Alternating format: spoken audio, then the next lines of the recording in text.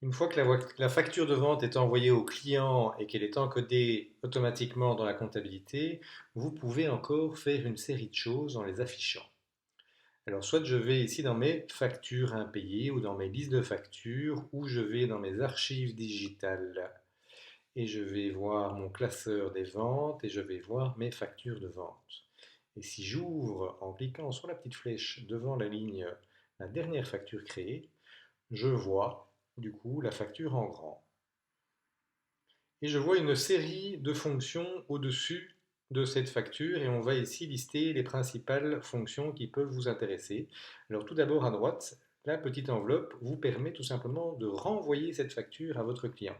Si votre client vous demande de renvoyer la facture ou si vous désirez pour une raison quelconque renvoyer la facture, vous pouvez tout simplement en la cliquant là renvoyer directement la facture au client. Générer un contrat sert à générer du coup un contrat, ce qu'on appelle un contrat d'un Yuki. C'est un abonnement, c'est une facture récurrente.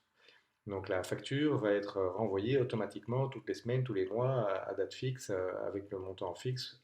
Donc ça, vous pouvez configurer cela dans un contrat. Alors ça, c'est pour copier la facture, pour créer une facture tout à fait identique pour le même client ou pour un autre client. Ce bouton-ci sert à générer une note de crédit instantanément aussi sur base de cette facture.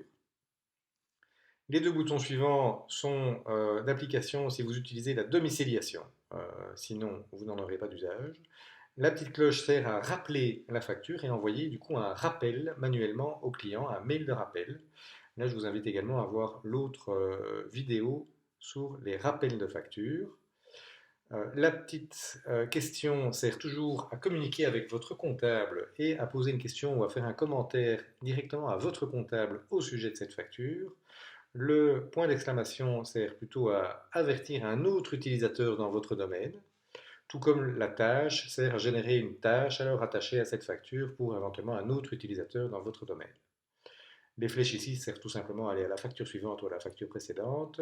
PDF sert à générer un PDF pour télécharger la facture en PDF sur votre ordinateur. Et les autres boutons ont moins d'intérêt, ou je dirais là c'est plutôt en relation avec votre comptable que vous pourriez devoir déplacer une facture dans un autre classeur, supprimer une facture, je vous invite toujours à le faire alors en communication avec votre comptable. Si vous venez d'en générer une avec une erreur, pourquoi pas la supprimer et en recommencer une, ça c'est faisable.